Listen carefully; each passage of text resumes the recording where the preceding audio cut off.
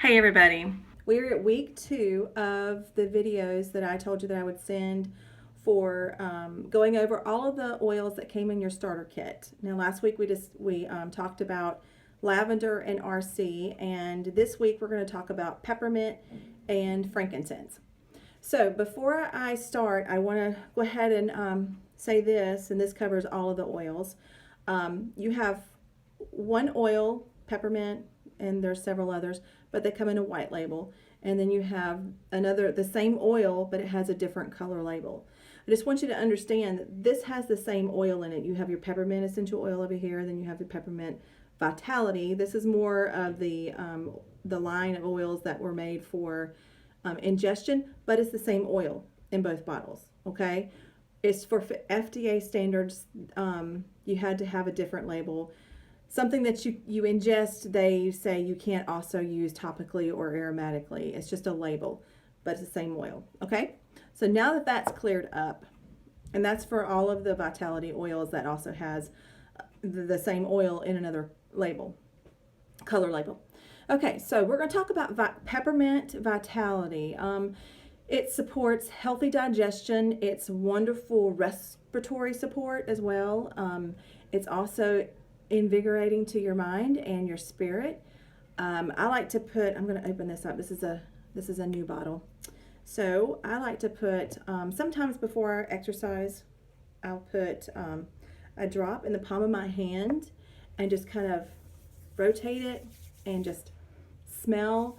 And it's kind of just wakes me up and gets me going and take a deep breath in. You can also use it in the diffuser as well.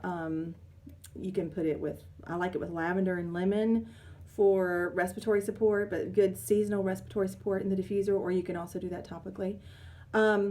You can also use this for digestive support, and I would put it topically over, any area where there might be a little bit of discomfort, just occasional discomfort.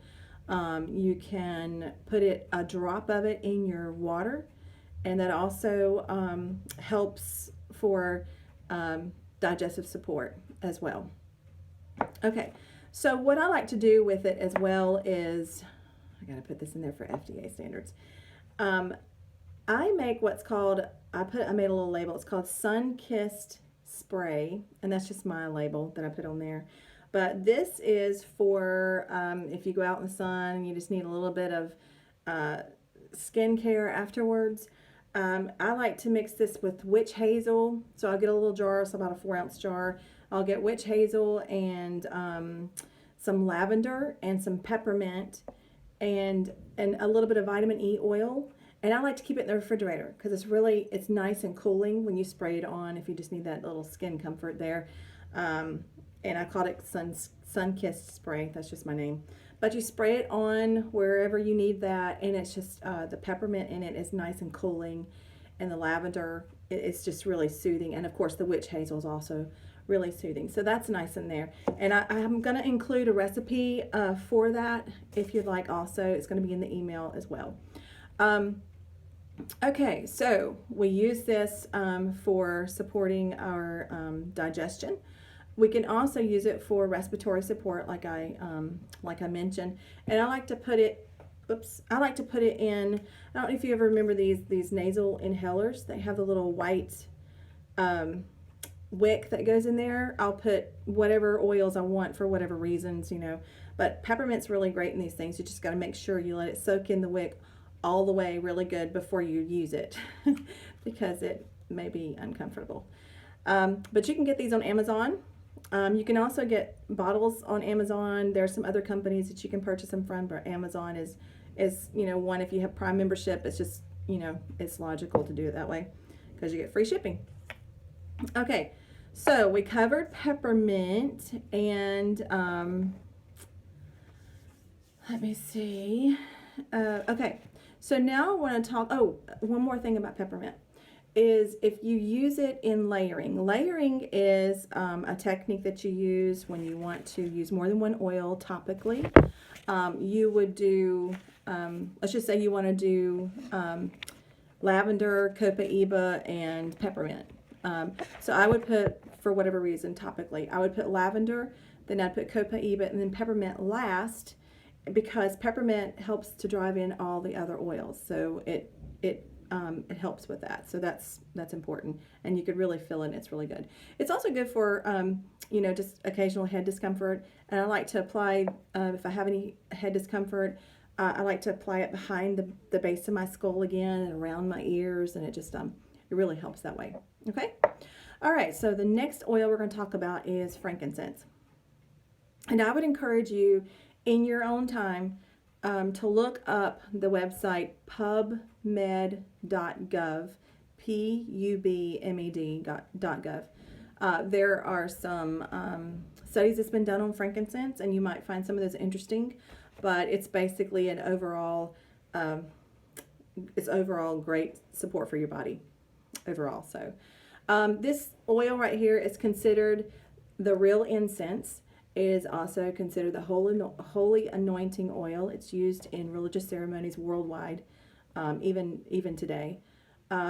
It's uplifting to your spirit. It's relaxing to your muscles. It supports immune health. Sorry, and has amazing health benefits overall, like I mentioned. For me, it encourages focus and intention when I diffuse it or use it topically. So it helps me to have more focus or intention. It's a base oil, so when I put it in my diffuser or make recipes or whatever with it, I like to use maybe just 1 or 2 drops as opposed to some others. And I'll usually like to mix lavender in with it in the diffuser. It makes it really nice and relaxing. But there again, you would only do like 1 or 2 drops of frankincense and about 3 to 6 or 4 drops, how strong you want your lavender. Drops of lavender. Like I said, you can mix any of the oils and they're fine as long as you don't mix too many at one time, because then you just may not get the effect that you want. Okay. All right. It's an amazing oil overall.